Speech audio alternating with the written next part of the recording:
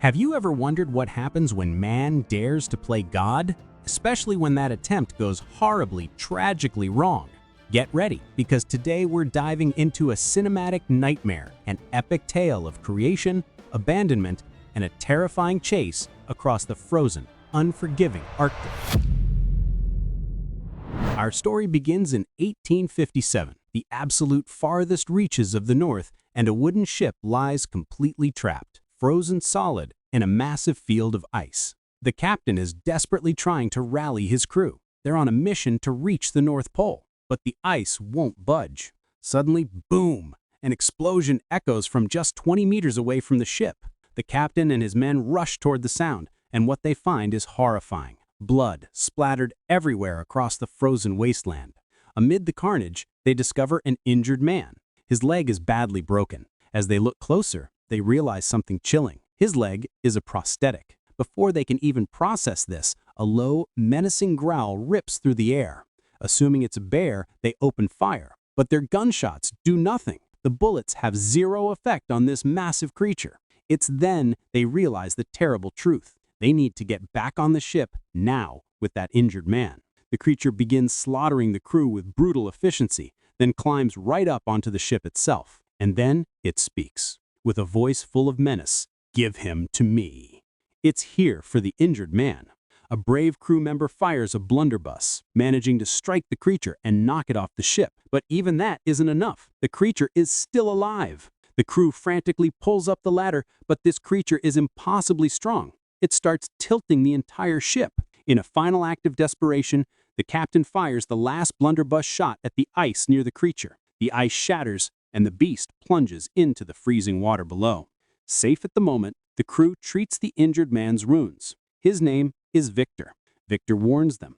The creature will return. It will keep killing every single one of them until they hand him over. He says the creature cannot die. It will come back for him. He makes them promise that when it returns, they will throw him out onto the ice.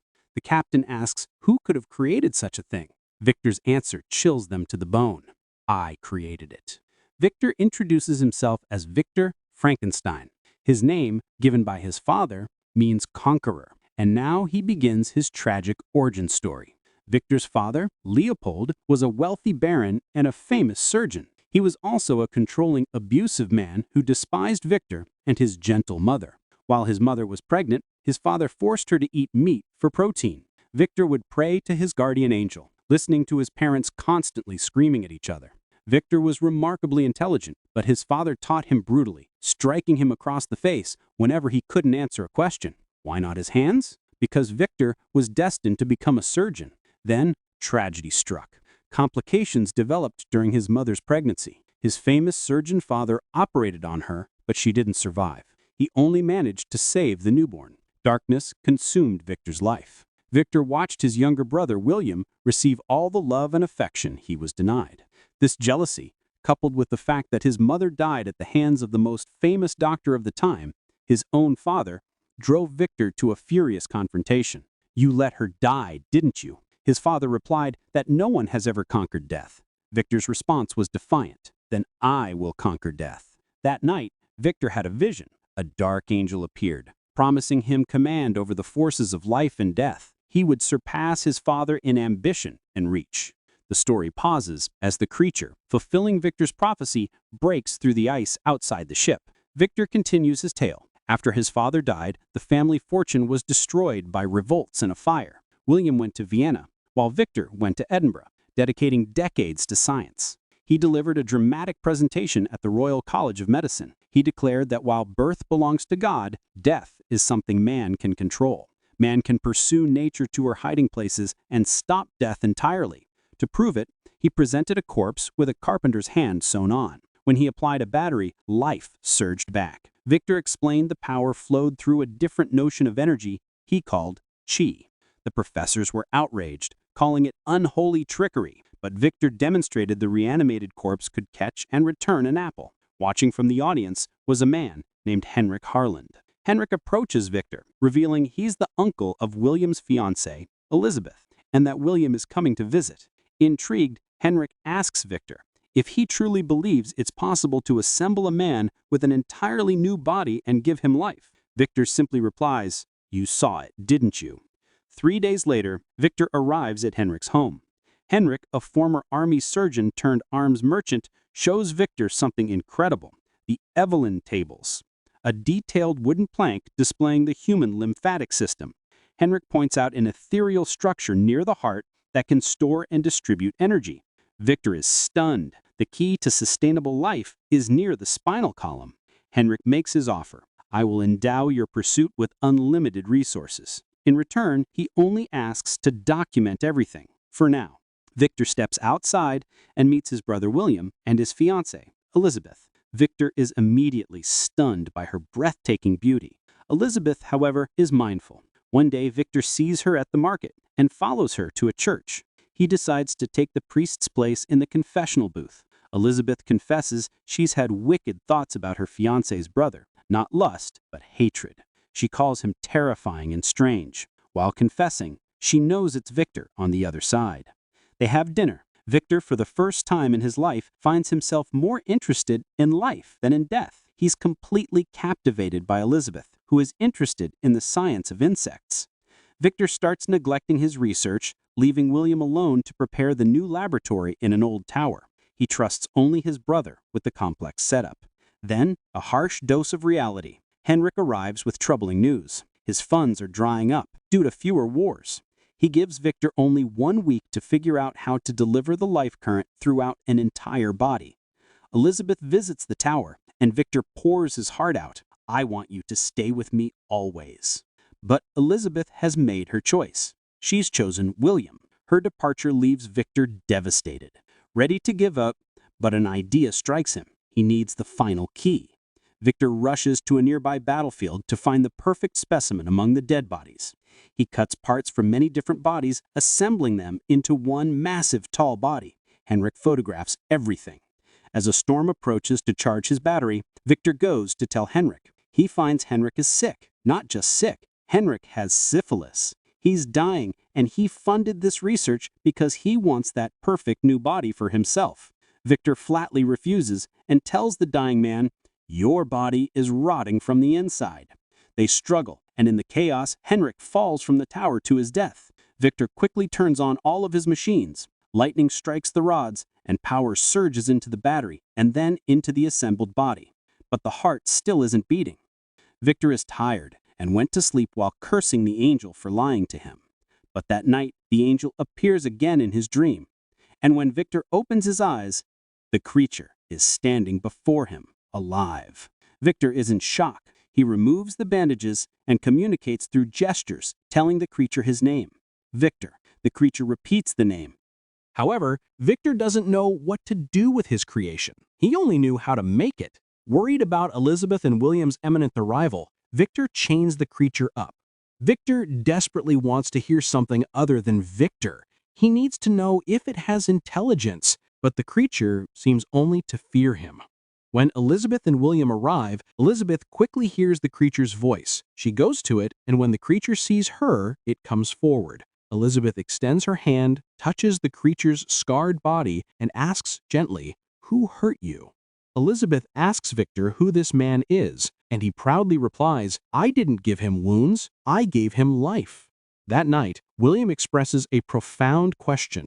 Of all the parts that make that man, which one holds the soul? Victor doesn't know. Later, Elizabeth finds the creature watching a leaf outside. She tells it her name and asks it to say it. It says nothing, but as she gets up to leave, the creature speaks its second word, Elizabeth.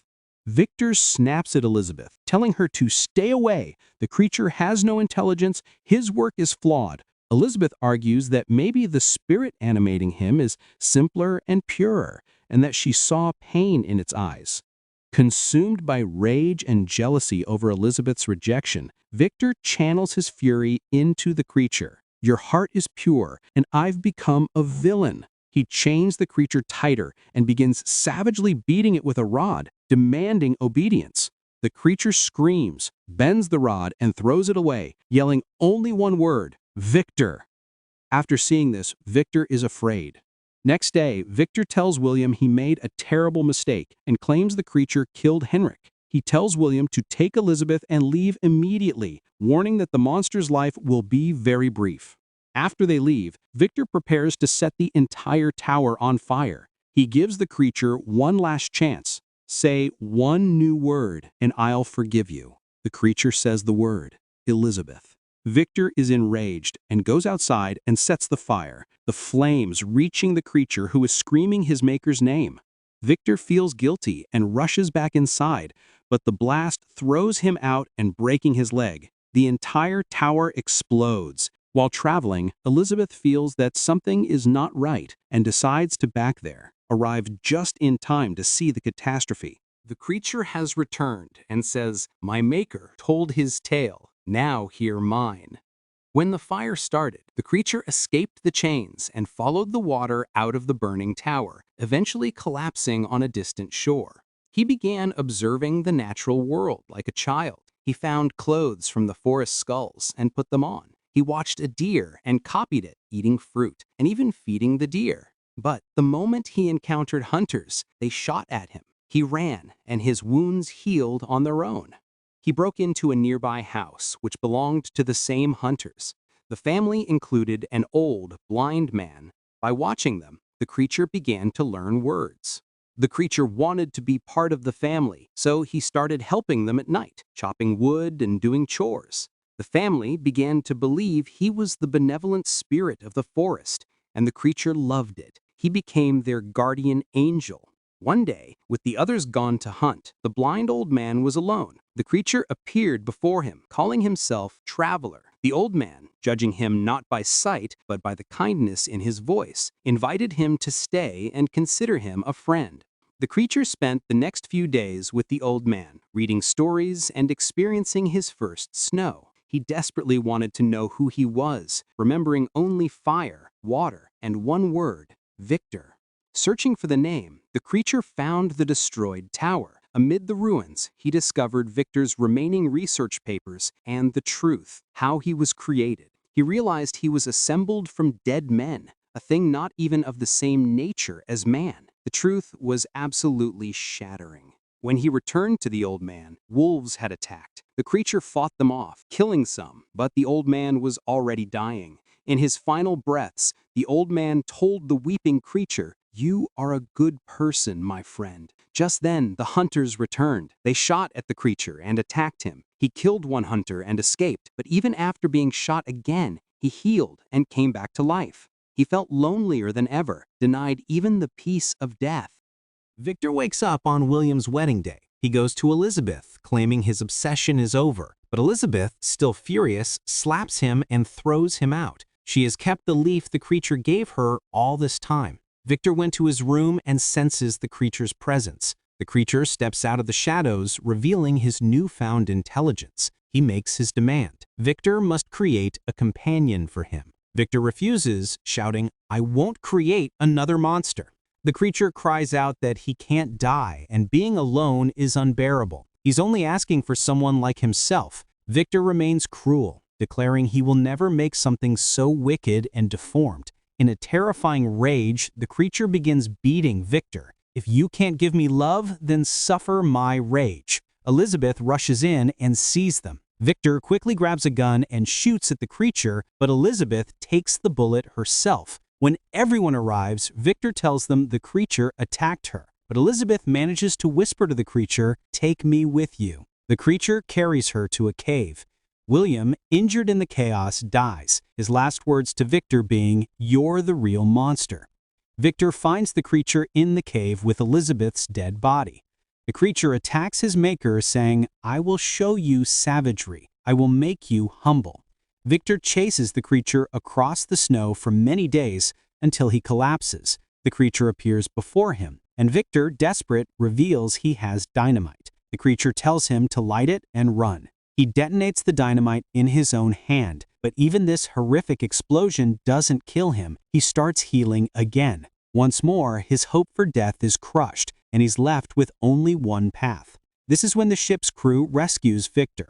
The creature tells the dying Victor, "I will bleed, suffer, but it will never end." Victor grabs the creature's hand and apologizes, finally realizing the terrible wrong he has done. The creature understands his creator is dying. Victor calls him "my son" and asks for forgiveness, urging him to forgive himself into existence and find a way to live. He asks to hear his name one last time. The creature says, with sorrow and finality, "Victor, I forgive you."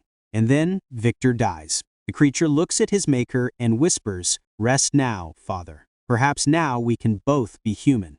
The creature climbs down from the ship and pushes it free from the ice, allowing the crew to complete their journey. And with that, this tragic, frozen story of ambition and loneliness comes to an end. What an incredible, heart-wrenching twist on a classic. Let us know in the comments, who do you think was the real monster in this story? Don't forget to like the video and subscribe to the channel for more movie explanations. We'll see you in the next one.